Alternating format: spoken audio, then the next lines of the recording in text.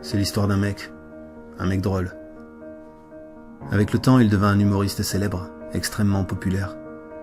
Il donnait plus que des spectacles, il défendait une cause, un idéal.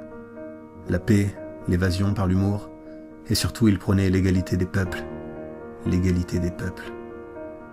Tout le monde passait sous les foudres de sa plume, toutes les communautés, tous les peuples, toutes les religions. Il mettait son immense talent au service de causes justes, n'hésitant pas à prendre de gros risques en s'attaquant aux élites, en bousculant les idées les plus préconçues. Le 1er décembre 2003, il réalisa un sketch à la télévision, un sketch qui a tout fait basculer.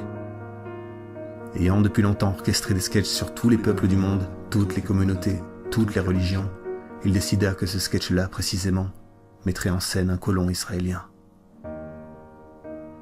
Les années qui suivirent furent difficiles pour l'artiste, car suite à ce sketch, il fut boycotté par les mass médias, dénigré, diabolisé et systématiquement injurié, traité d'antisémite.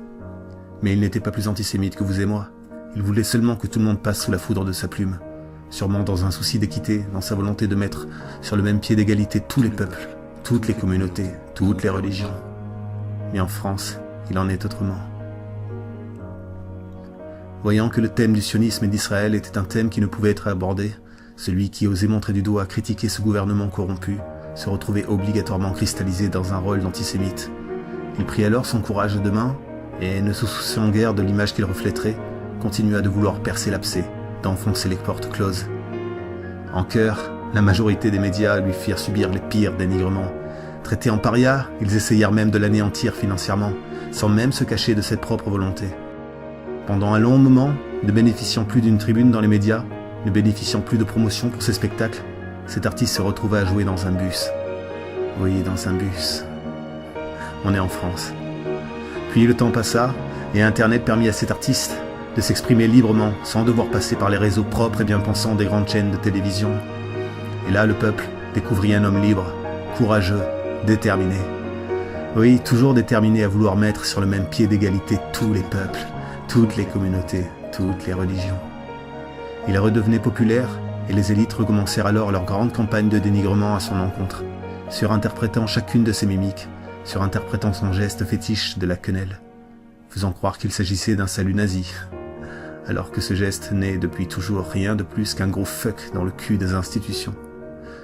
Et cet humoriste riait de tout cela, et il continuait de réaliser des sketchs sur tous les peuples, toutes les communautés, toutes les religions.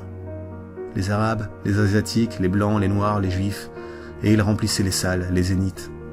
Il devint le plus gros vendeur de billets de spectacle de France, et le dernier humoriste français réellement subversif. Lorsqu'on regardait de près qui représentait son public, on retrouvait tous les peuples, toutes les communautés, toutes les religions. Des Arabes, des Asiatiques, des Blancs, des Noirs, des Juifs, il faisait rire. Oui, il fait tellement rire. Qui sont les racistes? Est-ce les humoristes qui mettent tout le monde à égalité dans leurs sketchs?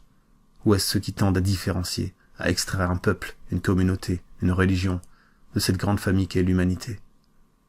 Je suis un homme libre, je vis sur le sol français et j'ai le droit à mes opinions. Et ce dont je suis sûr, c'est que cet humoriste n'est pas raciste le moins du monde. Il combat le racisme. Cet humoriste, c'est Dieudonné.